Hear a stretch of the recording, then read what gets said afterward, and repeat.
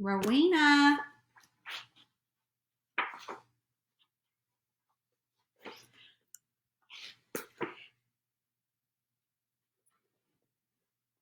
Hello. Is anybody out there?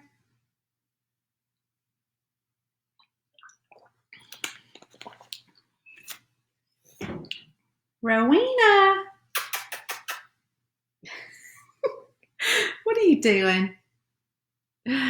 Oh, let's see. Hey, Michelle.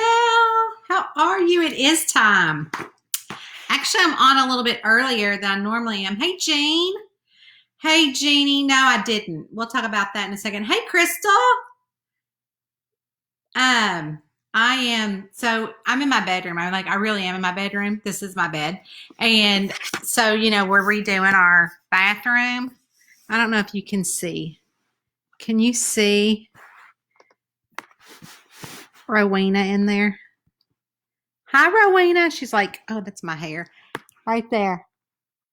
Can y'all see her? She's just staring at me. She's sitting on some plastic. She's just sitting on plastic like, what are you doing? She's so funny. But no, I do that. I don't know if you guys remember me doing that mystery theater podcast that I do every year for Mr. Diabetic, and everything goes to diabetes awareness.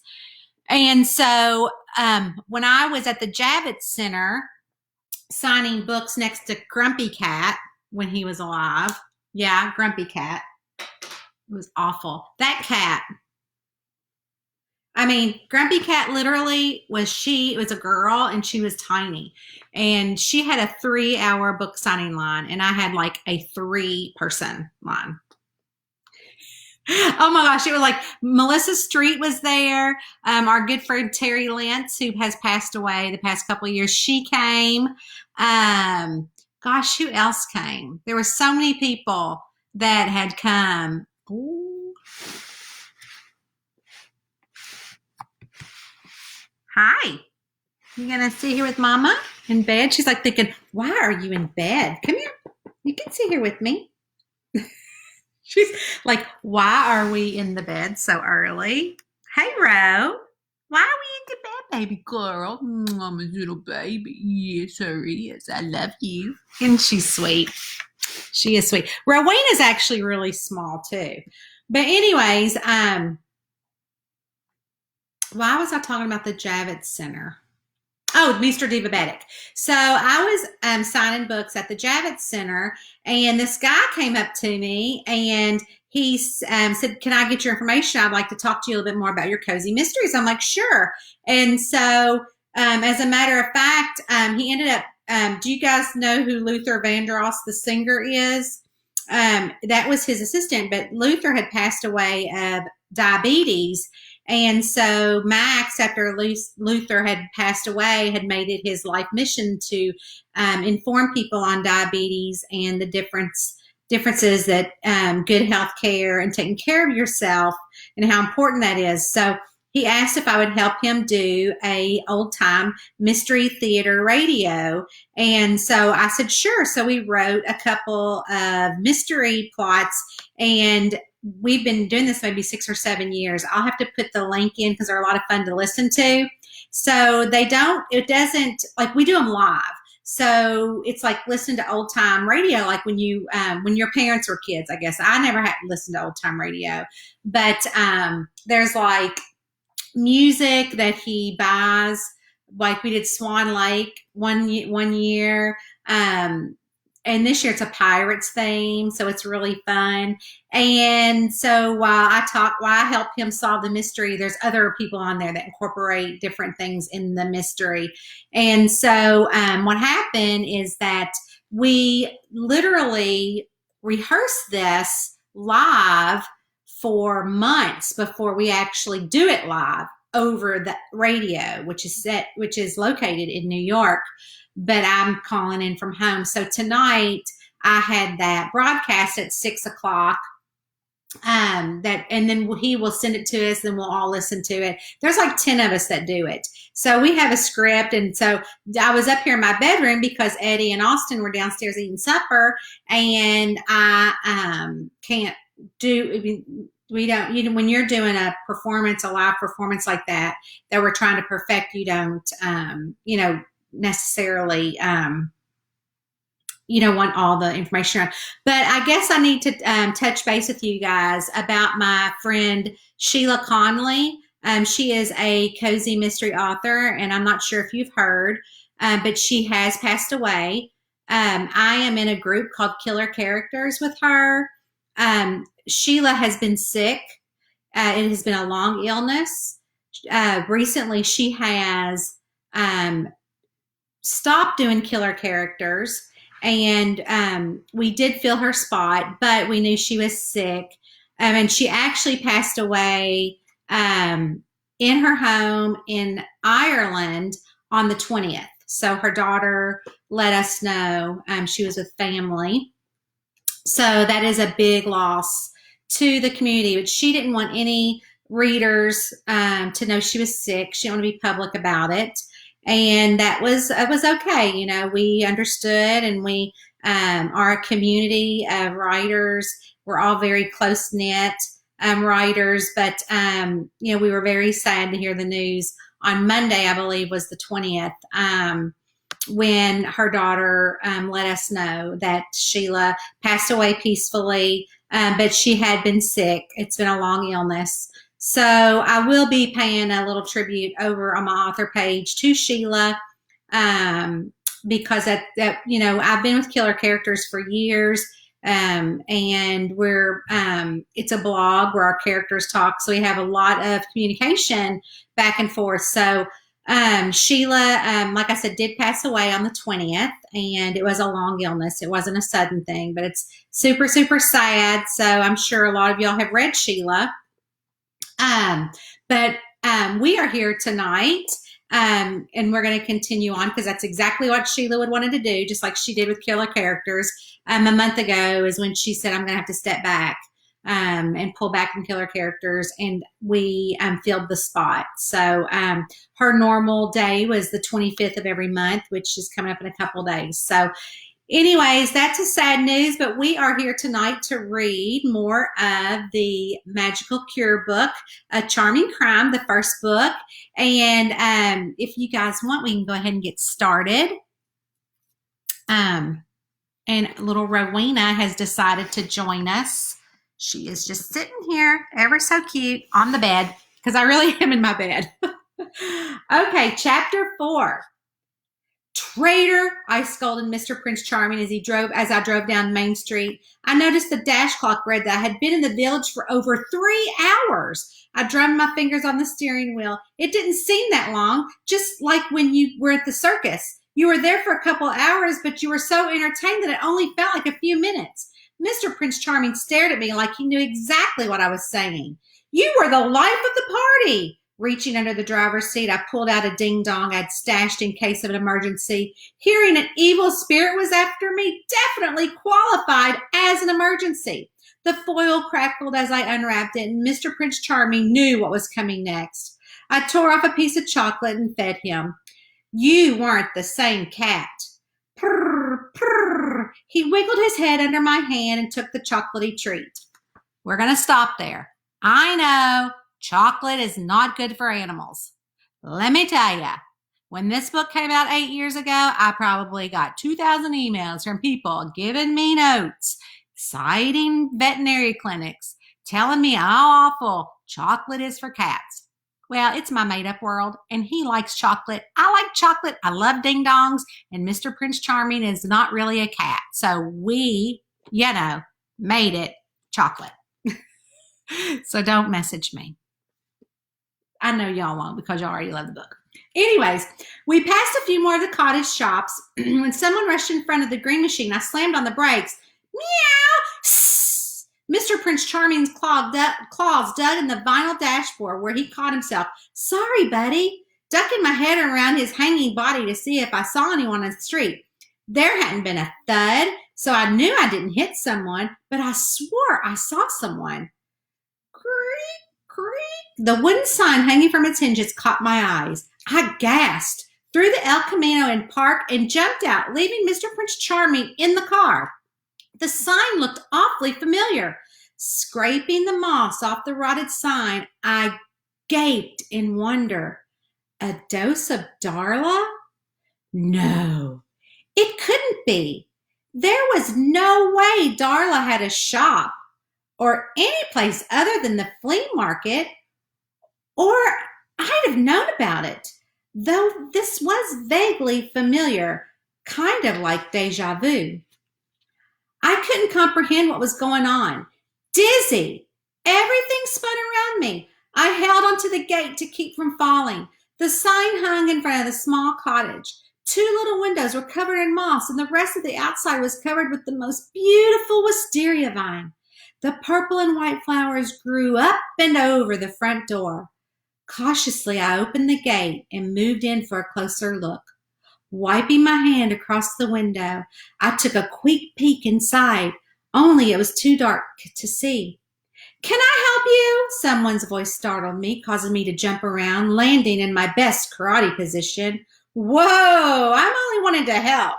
The woman's wonderful low voice was soft and clear, and she stood with her hands folded in front of her, and she wore a turban like Anne's, but she was all smiles instead of snarls. "Did you see someone out there?" I did a 360 turn, keeping my hands in the air just in case I had to chop somebody. I'd seen a man, not a woman with a turban on, run out in front of me. I was sure of it. "Man? No, if you're looking for a man, you've come to the wrong village," she tapped her temple. "Though I do think there's a romance village with a matchmaker. But that's not this village," she giggled. "But if you're looking for answers you seek while getting those horrible fingernails of yours manicured, you've come to the right place." She gestured toward the little pink cottage and put her hand out. I thought she was going to shake it, but she flipped it over, palm up, drew her reader glasses that hung around her neck up to the bridge of her nose. "I'm Chandra Shango. I own the shop next door." A flash of humor crossed her face when she dropped my hand and then looked at her store. "Cleansing Spirit Spa." I sure could use a good massage right now. I could feel my shoulders knotting up from confusion. My nerves were fried. Where had that man gone? I noticed 2 large window boxes held a few of the herb plants I'd been looking for. Drowsy daisy and moonflowers. My mouth dropped open when I saw the flowers perk up, standing at attention. All this time I'd been searching the internet to find the ingredients in Darla's recipe book, when I could have traveled 20-30 minutes south of Locust Grove. Darla planted those. Isn't that? It hasn't been the same since Darla's been gone. Chandra had perfectly manicured fingernails. They were painted sky blue with tiny stars in the middle of each one. She looked around 50 with hazel soft eyes and short raspberry hair. "Do you know Darla Hill?" I stammered. "Did you say Darla Hill?" Dizzy again. I was sure I was going to faint. The tapping of heels caused us to look down the street. Isadora was running as fast as she could in her pointy-heeled boots. Anne was right behind her, her little short legs trying to keep up with Isadora, which was virtually impossible.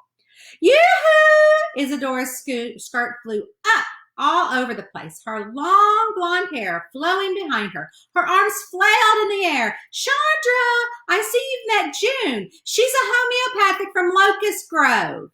Isadora's chest heaved in and out as she tried to catch her breath. She sat down on the bench beneath the tattered sign. "You just might need a pedicure after that run," Chandra cackled, clasping her hands together. Anne finally caught up, her face contorted like an old cow as she rubbed her lower back. "Leave it to you to spill the beans," Anne snarled at Chandra. "Izzy had it all planned out, and you ruined it." "That's enough." Chandra stood up and put her hand out for Anne to be quiet. Her eyes darkened as powerful as her words. "Chandra did no such thing. You are walking a thin line." Chandra shielded her smile with her hand. There was a state of shock in her expression.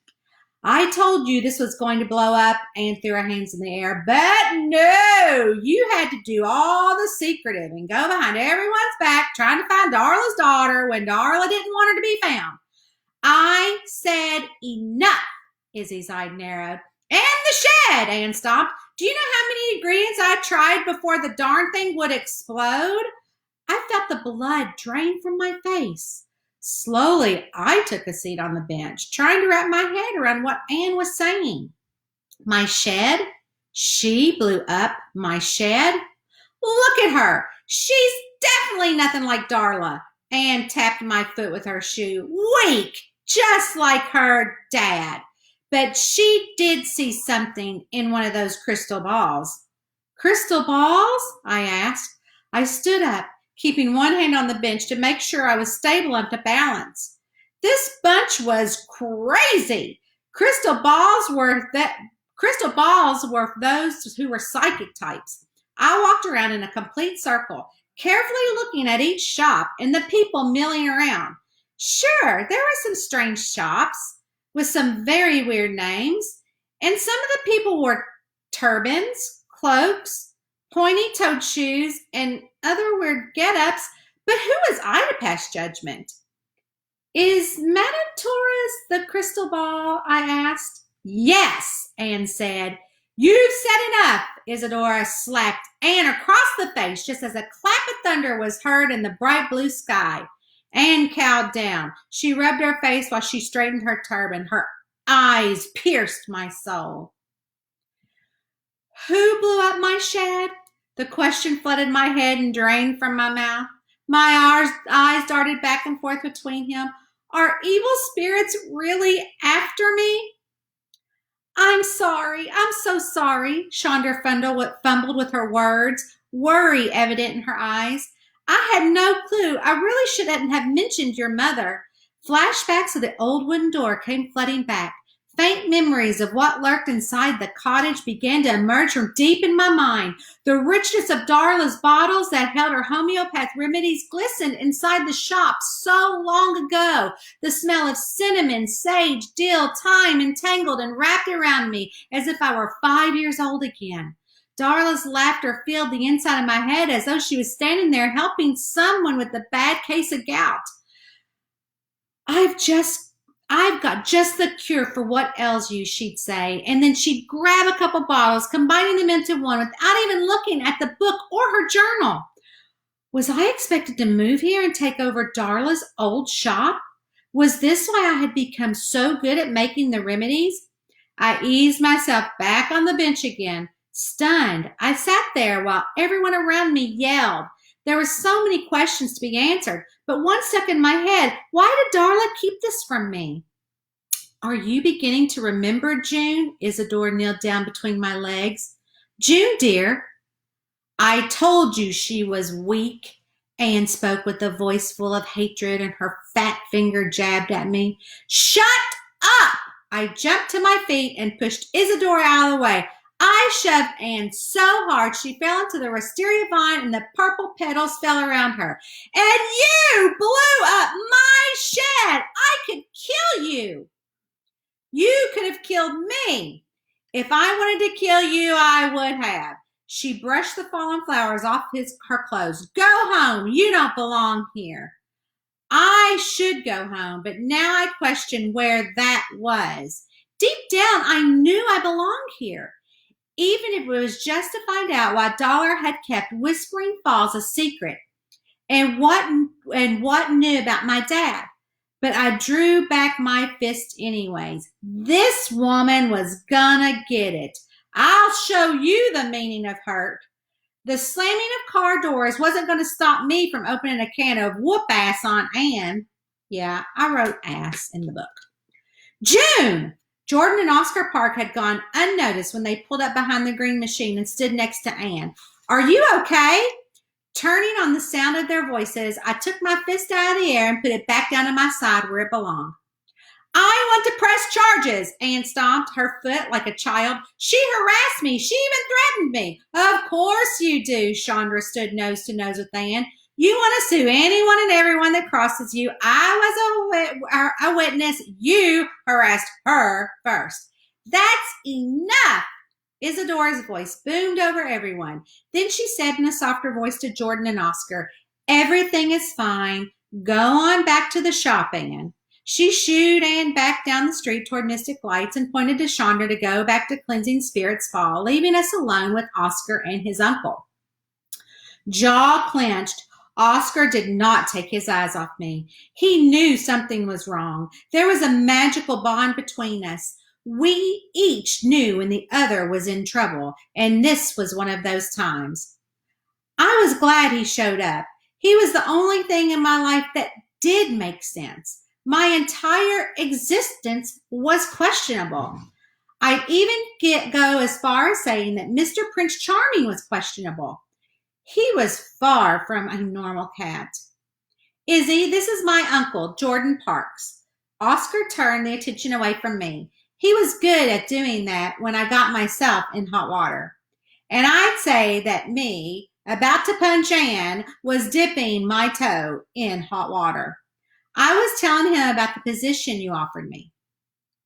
I wanted to see for myself. Jordan planted his hand on his holster and looked around. He didn't seem too impressed with the unique village. I think we should talk about putting Whispering Falls under the protection umbrella of Locust Grove since you are such a small community. That wouldn't work. She was on a mission and it showed. Oscar, you will have to live in Whispering Falls if he takes the job. He is a big boy, and Mr. Park, I think that he can decide for himself. There was an undeniable tension brewing between them. A gate rattled in the distance, catching my attention. A top hat peeked out from Gathering Grove Tea Shop, but quickly slipped back behind the door as it shut. What had been crystal blue skies darkened to gray, dull gray. Jordan shrugged and walked back to his cruiser. He called over his shoulder, "Let's go, Oscar." Oscar looked at Izzy. "I'll take the job." "What?" Jordan stopped dead in his track. "We need to talk about this. I'm not 10 years old anymore. Izzy is right. Oscar's determination didn't falter. I can decide for myself. I like it here." "Wonderful news!" Izzy clasped her hands together. The gray skies parted to make way for the brightest sun I'd ever seen. Chapter 5. The closer I got to Locust Grove, the more I wanted to turn around and go back to explore Whispering Fall. Granted, nothing went right while I was there, but Madame Torres got my wheels turning with all her "someone's out to get you" talk and memories that were flooding back. I was on a mission to find out what they knew about Darla and what nasty, mean-spirited Anne knew about my dad, not to mention those KREW sisters. I felt my head, and I didn't seem feverish, so I couldn't be hallucinating. Plus, I remembered I'd been there, but when? And why didn't Darla never take me back? Did it have something to do with my dad or his death? As far as I knew, my father and Jordan Parks were partners in the police force, and during a traffic stop gone horribly wrong, Jordan and my father had gotten shot. Jordan's crazy-looking scar on his abdomen proved it. "Meow, meow." Mr. Prince Charming tapped my hand with his nose. He tried everything he could to get me to pet him while I drove, but I kept my hands on the steering wheel, deep in thought. I tried to figure out the parts of my life that I thought I knew. He finally gave up and batted at my charm turtle. What did Gerald mean by the turtle charm meaning protection? "Have you been protecting me all of these years?" Reaching over, I gave him a good scratch under his chin, one of his favorite spots. He didn't answer in his usual cat ways. Not a moment too soon, we pulled to my driveway. Seeing Oscar's car parked in front of my house was a welcome sight. There were a lot of questions that needed to be answered. I never gave Isadora a definite answer about me moving to Whispering Falls, but according to Oscar, we were. "Since when did we become a package deal?" "Didn't you love Whispering Falls?" Oscar had already made it to the green machine before I'd gotten out. "Right up your alley." "No, and that woman burned down my shed." Only ashes remained from the poor burnt-down chemical shop. "What woman?" His eyes bore with question. "Anne, she admitted it." That was another reason for me to go back and snoop around Whispering Falls. Why in the world would they want to burn down my shed? Were they desperate to get me there, or did they want Darla's remedies so bad that they would stop at nothing to get them? June, you were in the shed mixing when it blew up. He crossed his arm. Are you saying she hooked it up and blew it up? No, I shook my head. Was it impossible for him to believe me? The ingredients I was mixing should not have exploded, and she admitted it. I don't know how she did it, but she did.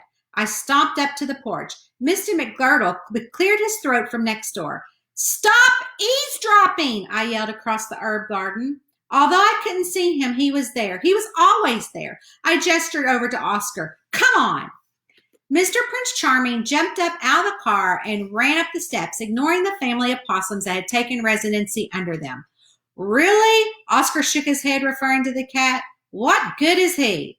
Mr. Prince Charming does not have a killer instinct like most cats. Holding the screen door open with my foot, I unlocked the front door.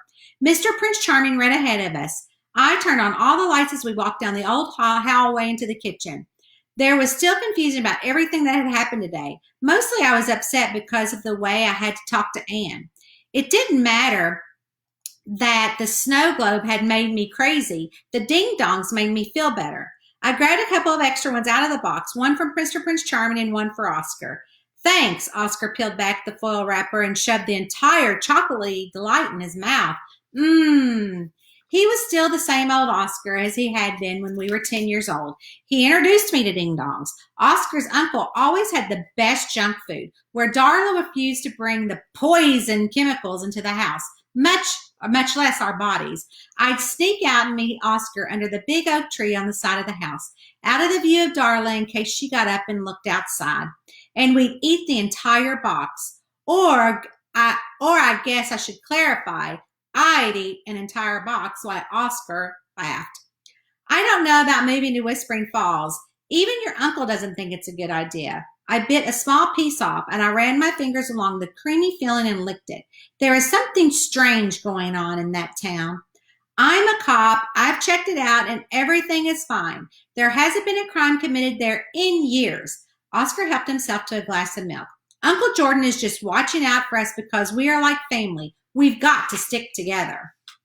Oscar was right. We really didn't have any family, and I didn't consider Mr. McGirdle family, even though he seemed to put his nose in my business. It's just so weird there. It was hard to concentrate on any conversation with Ding Dong in my hand. I savored every bite.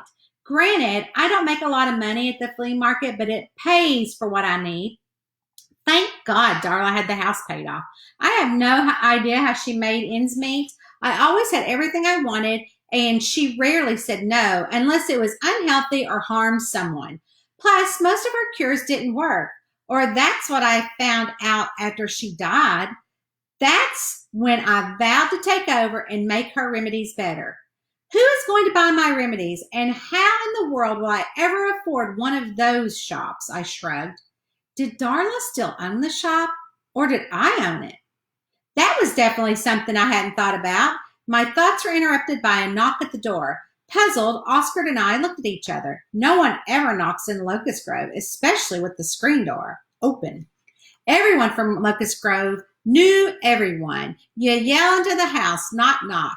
Meow, meow, Mr. Prince Charming greeted the unfamiliar man at the door. His round brim hat shaded his face, but I could tell he meant business by his long black overcoat and briefcase he clutched. Hello? Can I help you? I asked the gentleman. Oscar stood behind me. Oscar looked funny in his uniform, sort of all grown up. Regardless, I was glad he was there and was wearing it.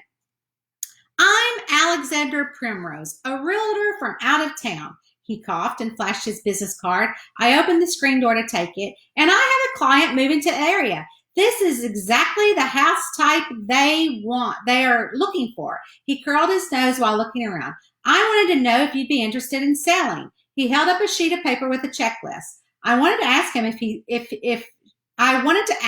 he smelled something funny, but Oscar was way too busy now asking Mr. Axelrod Primrose to come in.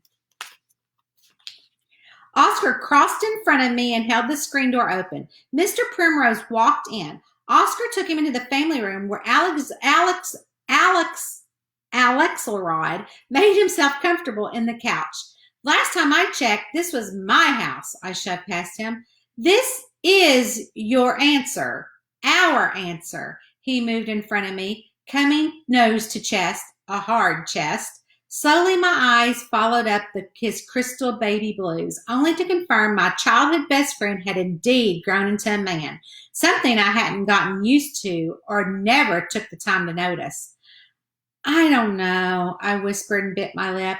There was something exciting about selling it and moving so I could find the answers to all the unanswered questions about Darla and my dad. I could probably dig around and find out without moving here. My intuition had never pointed me in the wrong direction, told me to go for it. Think about it. It's what Darla would call fate. Oscar reminded me of the free-spirited Darla possessed. When things worked out, she'd call it fate. She had a store there, and now you found it. Or they found me, I whispered, thinking back to everything Anne had said about Izzy looking for me. Well, that's what my intuition told me. You know, I paused and then peeked in at Mr. Primrose. You're right. I don't have anything to lose. If I don't like it, I'll move back, just not this house. Whispering Falls won't know what happened to them, Oscar laughed and pulled out a packet from inside of his uniform jacket. No, they won't know what happened to them when I started snooping around. Izzy told me that we had to fill out a membership form, and it goes before the city council. He shoved the packet toward me, and I took the papers. We have to apply to live in Whispering Falls. Quickly, I thumbed through the papers and read a couple of the strange questions. Izzy says it's just a formality, and we'll be fine. Oscar nudged me toward the family room. Don't keep Mr. Primrose waiting. Before I knew what was happening, I had signed on Mr. Primrose's dotted line. Not only did his client checklist include every single characteristic of my house, it included a real check for far more money than my house and Mr. McGirdle's house were worth combined. Bye, I waved to Mr. Primrose as he left. I turned to look at Oscar, who was still in disbelief with the offer, and I waved the check underneath his nose. Mr. Primrose is my new best friend. He's mine too, Oscar raised his brow when he saw the number on the check. You don't have to worry about not being able to afford anything for a while. He was right. I could really try to make a go of a dose of Darla in Whispering Falls. There was enough money to make a real lab and order new herbs for different cures. That was going to have to wait because first stop on my list was Mystic Lights. I wanted to get a better look at Madame Torres, maybe buy her with my newfound money. That was chapter 5. So, do you guys have anything to say? Are y'all still there? I don't know. I don't know. I get so into it because I do love the book. So, does anybody have any questions, comments? Oh, gosh, there's a lot of people here. Okay. Let's see. We'll go back up here. Kathy asked, how are you doing? I'm doing good. You know, today wasn't a day of writing. I had all intentions of writing, but I had so much business stuff to do. And I'm redoing some book files that I did that. And then you guys know I love my planner. So I was doing some planning for next week. And then Jack's 21st birthday is this weekend. So I was planning for that for this weekend. So we're good. We're just hanging in there, you know, social distancing. Jeannie said she literally got nothing done. Not even brushed my teeth yet. That's all right. Oh, Laura, thank you so much. This is my favorite part of the day too, because I just love being able to communicate with people. Not that Rowena here isn't a good communicator. Let's see. Oh, Amanda, I'm glad you made it. I know, Jeannie, as long as I don't have peppermint. And I have a lip gloss on tonight, which is very rare. I don't have a lipstick. So y'all are seeing me with that lipstick. Literally, I don't even wear makeup hardly, but I always have on lipstick, but not tonight. Oh, Deb, I'm so glad you're here. Oh yeah, we're talking about Sheila Connolly. We talked about that. Yeah, Kim, if you're still on here, she's a really neat lady. So, hey Sarah.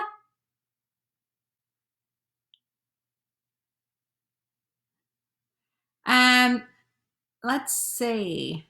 Um, Here's a can opener for you, June. That's so funny. I know, I can't believe I cussed in that. Like, that's how long ago. Okay, so this book was not meant for traditional publishing. And so in a traditional published book, you do, in cozy, you do not cuss. And there's like little bit of romance. So when I was reading the part about nose to chest with Hank, I kind of got a little embarrassed because those are really taboo things in cozy mystery, but people liked it. So at least it wasn't like a sex scene. So, and I could never write that.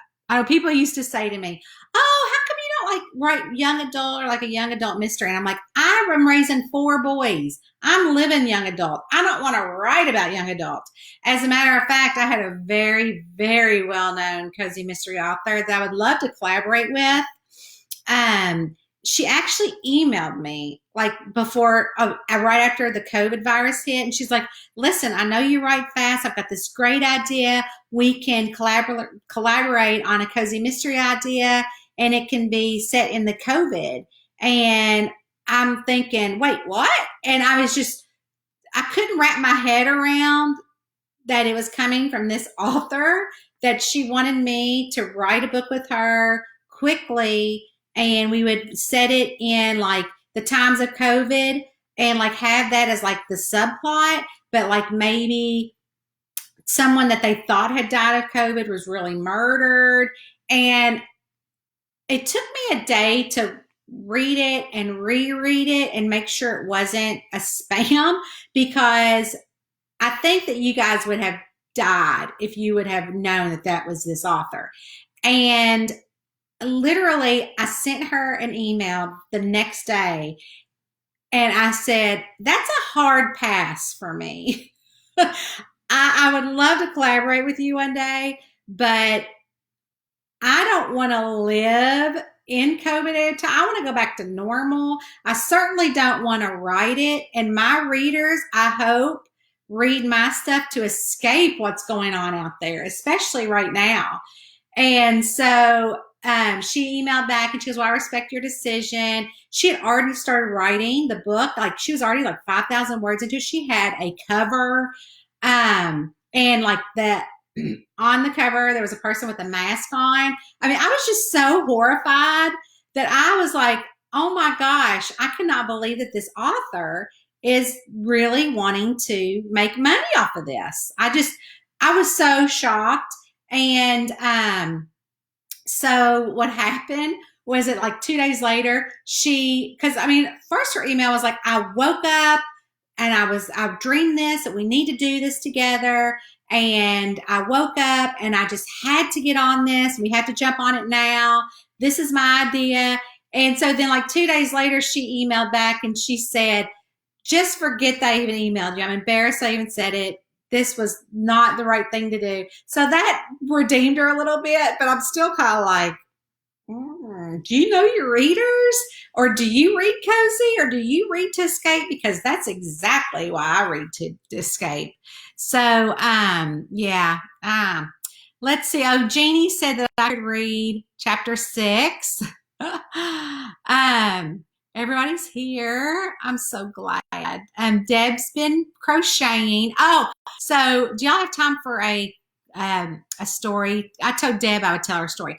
So a lot of y'all don't really know why I started writing in the first place. But I had been married before, and I was a single mom, and I had 2 jobs, and I was putting myself through graduate school. And it was hard. I mean, he was a little boy, he was like 5, and he his dad got him every other weekend. And so I'm a very happy person, and I'm rarely depressed or rarely in a bad mood. I get hangry, not gonna lie, I get hangry, and I don't want to know what happens if I don't have my morning coffee. But anyways, and so I had gone, like, it was so bad that when he would leave to go to his dad's on a Saturday, it was Saturday, Sunday, like I would just crawl in bed and I would just stay there. And so sometimes I'd get up and go to church and sometimes I wouldn't. And so I had met a girl in graduate school. And she's like, "Oh, you should join our book club." I'm like, "Yeah, no, I don't even read. I hated reading, you guys. I mean, I was in my 30s." And so she's like, "No, you should join our book club, blah, blah, blah, blah, blah." And so I'm like, "Yeah, no, I don't think so." So she hounded me for months about that. But I was going to see a Christian counselor. And she's like, "Oh, I'm like, I need drugs." And she's like, "No, you need to, you're functioning during the week. You're going to school. You're going through graduate school. You got a lot on your plate. You're holding down 2 jobs. You're doing great, this and the other." She said, "You just need a hobby." And I said, "Okay, like what?" And she's like, "I don't know, like knitting or, reading." I'm like, "Well, I hate reading. I'm not going to read." And I was already doing staff notes for my, I was in school to be a child therapist. So I was already doing some clinicals and had kids on my list. And I said, I don't know. I don't really think I'm meant to be a reader. And so, yeah. So anyway, so what happened was that she said, had thrown some things out to me. And so I thought, well, maybe I could be a knitter. I don't know. So I had a dermatologist here who has since passed away, but his wife owned a shop called Knitwits. And it was just, a few, because I live in a little town. So it was just a few streets over, and it was in a little cottage house. And she does beginning classes. His wife, so I had my pregnancy, I had ended up getting HELLP syndrome with this one. And my body had rejected my son. And so I had to be put in the hospital. And then he got to come home from the hospital and I didn't. And then I got that pup rash. I mean, I was a hot mess. So my body is not a good vessel for people. So anyways, so my dermatologist would always say, "Oh, my wife is doing this. You want to learn to knit because you're on bed rest." I'm like, "No, I don't want to learn to knit."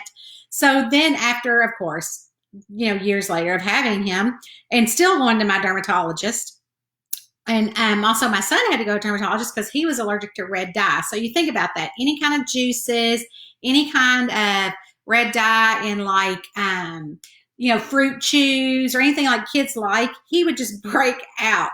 And so I knew this kid wasn't normal anyways because he got the chicken pox 3 times and had the chicken pox shot. No one gets the chicken pox 3 times. He got them 3 times. I've got the paperwork to prove it. As a matter of fact, he called and said, "Didn't I, like recently, before he was social distancing, and like, would you please tell so-and-so that I had the chicken pox because he doesn't believe me. I had it 3 times. I'm like, "He had it 3 times." So anyways, so long story short, I decided to sign up for one of her knitting classes. And it was the first day.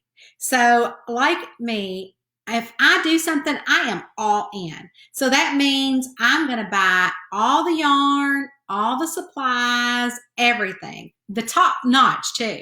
So I bought those knitting needles and they were metal and I'm purling once, knitting twice. I'm like, So she's like, "Okay, we're going to make a little purse." So I was like, oh my God. So I went to the class and got all the stuff. And then the next, because it was like an everyday, it was like twice on the weekends. And it was just only on the weekend. So it was perfect every other weekend when he was gone to his dad's. And so I was thinking it was perfect. So it was so frustrating. And I couldn't get it to done. And she'd come over there and she would like peel it apart and look over my shoulder and see what I was doing. And oh my God, if I could have stabbed her with those needles, I would have. I mean, I dreamed of just jerking around and stabbing her in the eyeball. That's how much I hated it. So I went back to my therapist and I said, "Do not make me go back. Give me drugs. Do not make me go back." And she said, "No, you don't need drugs. You need to go to book club." So And so anyway, so that was part of my journey to becoming an author because, and we can talk about that another time. But anyway, so I told Deb in a private message that I would have to tell you guys. I hope she's still on here because that is my story of that. So anyways, I totally wanted to kill someone with my knee stitchel. Rose McLaren, she said that she was reading today and they talked about cross stitching. I used to do a lot. Maybe it may be time to break out the kits out and start again. So yeah. So thanks, Jeannie and Jane. I do, I actually wrote my wrote the book for one reader. And I said to Eddie in the middle of the night one night, after book club, and I said, do you honestly think I could write a book and it would make one person escape from their daily life? Because reading, long story short, I ended up joining the book club, and it took me 6 months to pick up the book we were reading for that month. And my son had left on Saturday morning, and I didn't pick up the book until Sunday. It was the first time I'd been in a bookstore. I didn't even own a library card. And so I picked up the book Sunday morning, and I laid there in bed and read it. And before I knew it, he was home. I had no idea that I had been laying there that long reading this book. I had gotten so lost into it. And it was a romance book, and it was from my really good friend, Jane Porter, who we weren't friends then, but I started stalking her, and now we're good friends. And so anyway, so book club, my group, I was telling them a story about my Aunt Grace that I think we've talked about before. And they're like, oh my gosh, you really should write a book about that. And they're like, it's so entertaining. It's so entertaining. And the more I thought about it that night, when I got in bed that night after book club, and I said to Eddie, do you think I could just help one person escape like Jane's book helped me? That's all I care about, is just one reader. If they can escape, I don't care about making millions. I don't care about having a movie. I don't care about being in a bookstore. If I could just make one reader escape like I did, then I did my job. And so that's what I try to do. And I love this book because that's what it made me do when I was writing it. Let's see. Oh, yeah. Talking about that author. Yeah, Jeannie. I'm glad she decided she wouldn't have done it either, because you guys, that would have tanked her career. And I think you guys would have been shocked. Yeah, totally not ever writing about that. Yeah, jail time, Jeannie, definitely for coffees. I know, Jane, I hated reading. I know. I was like, what is IKR? Replying to Jane. I think it's I know, right? Like, y'all are like my kids. I don't even know what type of stuff they're ever texting me. Let's see. I did the same thing after my divorce with her husband. My son was with him. It was hard. Yeah, it was really hard. She got her bachelor's from Wharton. She became a scout leader, Sunday school teacher, started county cross stitch to learn to relax and distress. Jane said her daughter got chickenpox 5 times. Deb's kids can't have red dye. He grew out of it. Now he eats it all the time. Yeah, it is the worst, Jeannie. Jean said she just ordered some knitting needles. So here's the thing. So I didn't finish the purse, but I did hear that if you start a project and you don't finish it, it's bad luck. So I paid somebody to finish it because I didn't want bad luck. I'm too tits what I did. That's funny. Glad the book stuck. Yeah, so I became a child therapist and loved it and still loved it. And I'd go back to it today, but I think 7 years ago, has it been 7 years? The book just took over, and I either had to make a decision. And Eddie said, do it. You love it. Even if, we can't live off of it, you can always go back. So, and that's, I've made a business out of it. So happy you're writing. Thanks, Michelle. I tried to knit. I still have the needles in a drawer out of sight, Allison. Oh my gosh. I threw mine away. Jean has been reading since she's been 3 or 4. Wow, that's an early reader. That's great. Thanks, Stacy. I'm so glad you liked my story. That's why I do kill people off. I do need to kill someone with knitting needles. As a matter of fact, the book I'm writing now in the mail carrier series, there's a knitting store. And so this first chapter opens in the knitting store. So, but there, she doesn't die from knitting needles. Thanks, Tammy. Thanks, Jean. Books always take me away too, Rose. Let's see. And tomorrow, I think I'm going to ask you guys what you're reading tomorrow. So, because I'm looking for some good books. So, y'all be thinking about that, and I'll post that tomorrow. And so we can all exchange books, ideas. They are a great state. Jeannie says, don't feel bad. I had to look up plenty of abbreviations. Yeah, like I'll text like Jack and I'll say, hey, what's going on? How you doing? Great, Mom. Love you. WBY. And I'm like, so I have to look it up. What about you? I'm like, I'm good. You did pay somebody to put a zipper on your shirt in home economics class. That's so funny, Linda. That's dating us, Linda. I don't even think they have home economics class anymore. Thanks, Kathy. I'm glad to share the story. Your first books were golden books when I was 3 or 4. Jane, those were so fun. I had those too, and my mom and them read those to me. But, just growing up, my sister loved to read, and my mom loved to read. Like, I remember stealing some of my mom's Harlequins. Her and my aunt would take their books and pass them around, the Harlequin books. And I remember getting into her closet where she would keep them. And I'd be like, what are these about? And I was just curious. So I didn't really read them. I just didn't know what she was doing. I was like, oh, my mom is reading this stuff. Oh my God. Oh, but anyways, yeah. So yeah, my kids don't like to read at all. In fact, they don't like to even write papers. So I did help out a little bit in that department while they were in high school. So anyways, we have been on here for way too long, and our sweet Rowena has done curled up. Look at her. Isn't she cute? Hi. She's so cute. Oh, anyways, but I'm going to jump off here, and I will see you guys tomorrow night at 7. If you have any questions, put them in the comments. I don't think I've seen any questions. And then we will all talk tomorrow. And be sure to look for the post tomorrow. And I'm getting ready to also announce the winners of the ARC copies that's pinned at the top. So give me about 10 minutes, 10, 15 minutes. If you haven't entered to win an ARC copy of Tense Trails and Turmoil, jump up there really quick because I'm going to announce those winners in a few minutes. So I will see you guys later. Have a great night. And thank you guys so much for being here. It just warms my heart. It really does. Bye.